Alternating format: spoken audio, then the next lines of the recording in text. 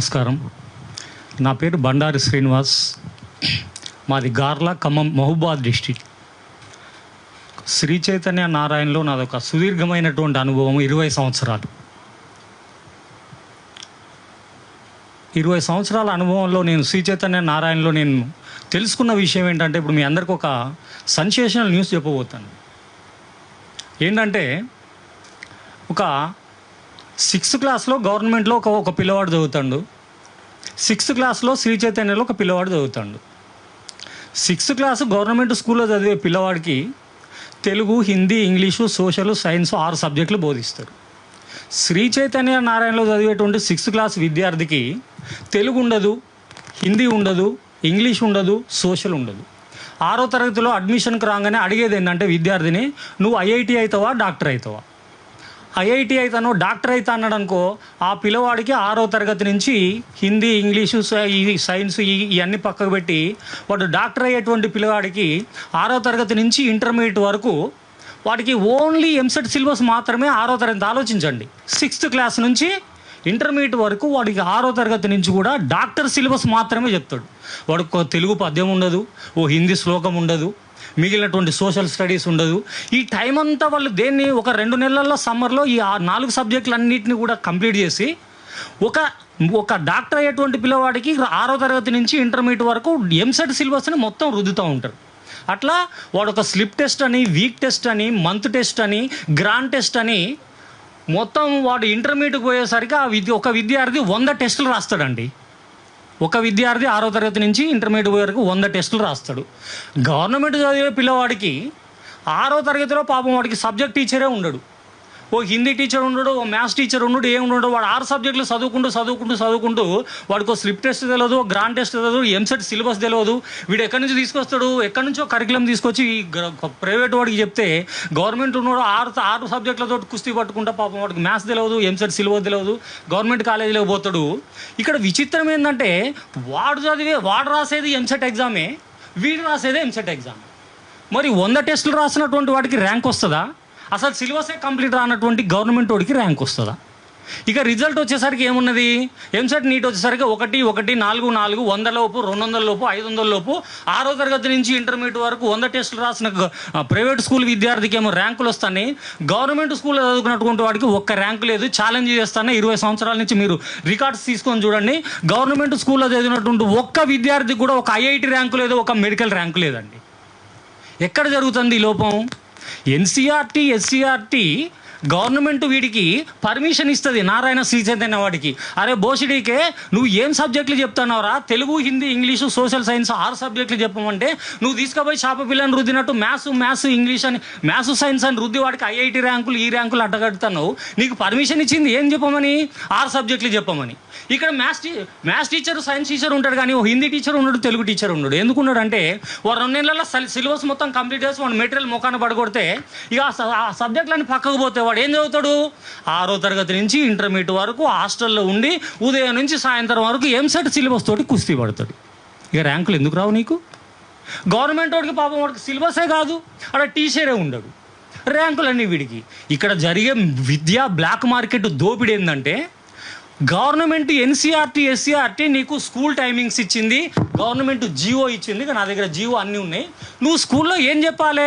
School తరగతికి సంబంధించిన పుస్తకాలు చెప్పాలి. ఆర్ఎస్ అగర్వాల్ పుస్తకం ఎవరు చెప్పమన్నారా నీకు? ఏడ పర్మిషన్ ఇచ్చిండ్రా నీకు? ఐఐటి అంటాడు, ఎల్ఐటి అంటాడు, ఐసీ బ్యాచ్ అంటాడు, వాడికి 3 లక్షలు ఫీజు కట్టమంటాడు. పిల్లగాన్ని తీసుకుపోయినావా?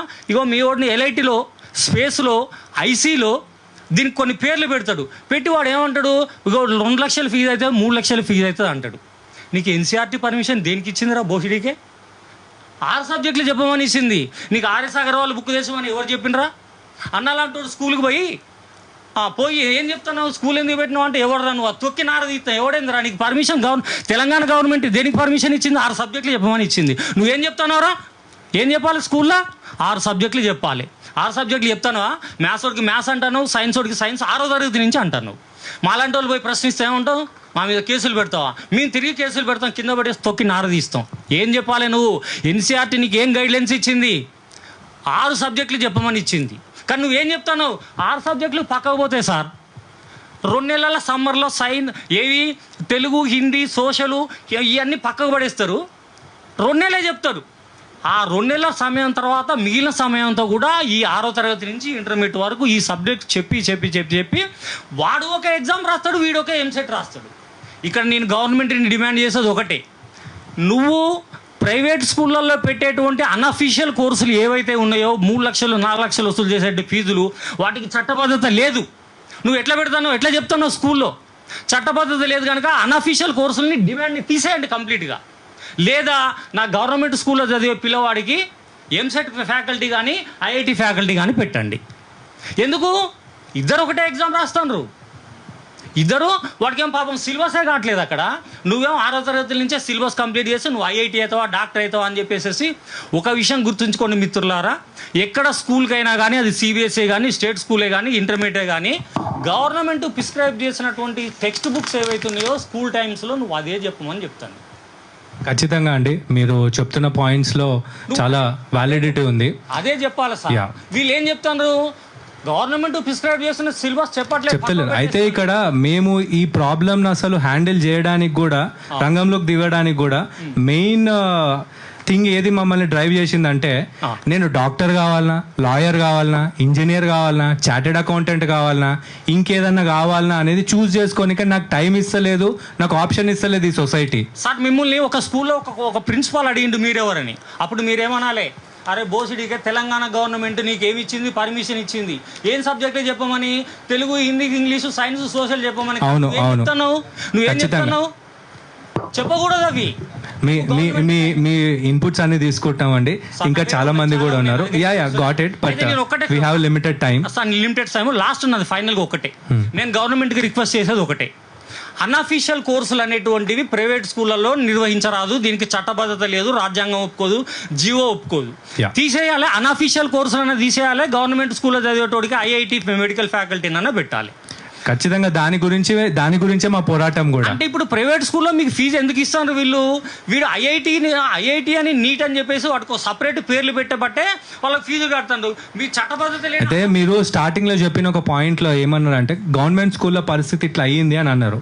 కానీ ఆ పరిస్థితి అట్లా కావడానికి కారణం ఈ కార్పొరేట్ మాఫియానే. మరి అక్కడ ఉన్నటువంటి గవర్నమెంట్ స్కూళ్లను నిర్వీర్యం చేసి ప్రైవేట్ స్కూల్, పక్కనున్న ప్రైవేట్ స్కూల్లో జాయిన్ అయ్యే విధంగా ప్రతి ఒక్కరు కూడా ఈ స్కీమ్ అట్లా డిజైన్ చేశారు కాబట్టి అవి మూతపడే పరిస్థితికి. ఒక్క విషయం చెప్తే వినండి, ఒకటే విషయం, ఎక్కువ తీసుకోను. ఇప్పుడు ఈ ప్రైవేట్ స్కూళ్ళల్లో వీడు 3 లక్షలు 4 లక్షలు తీసుకునేటువంటి అన్అఫీషియల్ కోర్సులకు చట్టబద్ధత లేదు కదా, వాటిని మూపిస్తే ఆ స్టూడెంట్ ఎక్కడికి పోతాడు, గవర్నమెంట్కి పోతాడు. అంతే. ఖచ్చితంగా ఈ రోజు పేరెంట్స్ అందరూ కూడా క్వాలిటీ ఎడ్యుకేషన్ అనేది వస్తే వీళ్ళ దగ్గరికి పోరు. అది ఈ రోజు కూడా మేము అనేది ఏంటంటే, అన్ని మూసుకోమంటలే, పద్ధతిగా నడుపుకోమని చెప్పేసి చెప్తున్నాం. నీకు ఎన్సీఆర్టీ పర్మిషన్ ప్రకారం నడుచుకో, అంతే. ఎన్సీఆర్టీ ఏం చెప్పిందో అదే చెయ్యి, అంతేగాని ఇవన్నీ పక్కబెట్టి నువ్వు వేరే కరికులం తీసుకొచ్చి పెడతా అంటే. ఎగ్జాంపుల్ ఒక్కటి చెప్తా వినండి, వైన్స్ షాప్ వాడు పర్మిషన్ తీసుకుంటూ గవర్నమెంట్ దగ్గర నుంచి, ఎక్సైజ్ డిపార్ట్మెంట్ నుంచి, వాడు ఎక్కడ మందు అమ్మాలి, తెలంగాణ మందు అమ్మాలి, వాడు మహారాష్ట్ర మందు తీసుకొచ్చి అమ్మితే ఏం చేస్తాడు, ఎక్సైజ్ డిపార్ట్మెంట్ సీజ్ చేస్తాడు. ఇక వీడు చేసేది అదే, మనం చేసేది కూడా సీజ్ చేయాలి. మా కోర్సు చెప్పట్లే, మా కరికులం చెప్పట్లే, నువ్వు దీన్ని సీజ్ చేయాలి. ఎక్సైజ్ గవర్నమెంట్ వాళ్ళు ఎట్లయితే టాస్క్ ఫోర్స్ని పెట్టి పని చేపిస్తారో, ఎడ్యుకేషన్ డిపార్ట్మెంట్ వాళ్ళు కూడా ఈ సెక్రటరీ వీళ్ళంతా ఏం చేస్తున్నారు, ఛాంబర్లో కూర్చొని.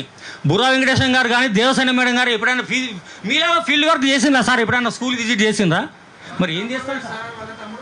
ఏం చేస్తారు సార్? మరి అమ్ముడు పోతే మాలాంటి వాళ్ళం అమ్ముడు పోం. ఇదే ట్యాంక్ మన మీద ఈ అన్అఫీషియల్ కోర్సులు తీసేంత వరకు ఆమర నిరాహార దీక్ష చేస్తా అన్న ఆధ్వర్యంలో. నేను చెప్తున్నా కదా, అన్అఫీషియల్ కోర్సులని గవర్నమెంట్ నుంచే మనం ఉత్తర్వులు ఇవ్వాలి. వీళ్ళకి స్కూల్ వాళ్ళకి గవర్నమెంట్ వాళ్ళు ఉత్తర్వులు ఇవ్వాలి. ఎవరు ఇవ్వాలి? ఎడ్యుకేషన్ డైరెక్టర్ ఇవ్వాలి, ఎడ్యుకేషన్ సెక్రటరీ ఇవ్వాలి, ఎడ్యుకేషన్ వాళ్ళు ఉన్నటువంటి వాళ్ళు అన్అఫీషియల్ కోర్సు పెట్టని రన్ చేసి వారం రోజుల్లో ఎక్సైజ్ డిపార్ట్మెంట్ ఎట్లయితే విజిట్ చేస్తారో వీళ్ళు విజిట్ చేసి స్కూల్ని సీజ్ చేయాలి. వారం రోజులు నీకు టైం. మనం స్కూల్లోకి పోయినప్పుడు ఎన్సీఆర్టీ ఏ సబ్జెక్ట్ చెప్పమని చెప్పిందో, ఏ నెలలో ఏ కరికులం ఇచ్చిందో అదే కరికులం ఉండాలి. అది కాకుండా నువ్వు వేరే చెప్పినావు అనుకో, ఇమీడియట్గా స్కూల్ని సీజ్ చేసి పడి. ఈ స్కూల్ కనుక సీజ్ చేసి ఇవన్నీ నిర్వహించకపోతే, ఈ క్రాంతి కుమార్ సార్ గారి ఆధ్వర్యంలో ఇదే ఇందిరా పార్కులో ట్యాంక్ బండ్ మీద అన్నట్టుగా మా ప్రాణాలు దారబోసైనా కానీ తెలంగాణలో బ్లాక్ మార్కెట్ ని అరికడతాం. ఖచ్చితంగా ఎడ్యుకేషన్ ని బ్లాక్ మార్కెట్ చేస్తాను సార్ వీళ్ళు. అయితే ఒక్క విషయం మీరు ప్రస్తావించారు కాబట్టి పర్సనల్ గా మాట్లాడుతున్నారు. మీరు ఈ పాయింట్ రేజ్ చేశారు కాబట్టి నేను చెప్తున్నా, గవర్నమెంట్ ఆఫీసర్స్ పేర్లు కూడా మీరు తీసిర్రు. ఈ రోజు ముఖ్యమంత్రి గారు మొన్న మీటింగ్ పెట్టిర్రు. అది చేస్తా ఇది చేస్తా అని పెద్ద పెద్ద మాటలు మాట్లాడిర్రు.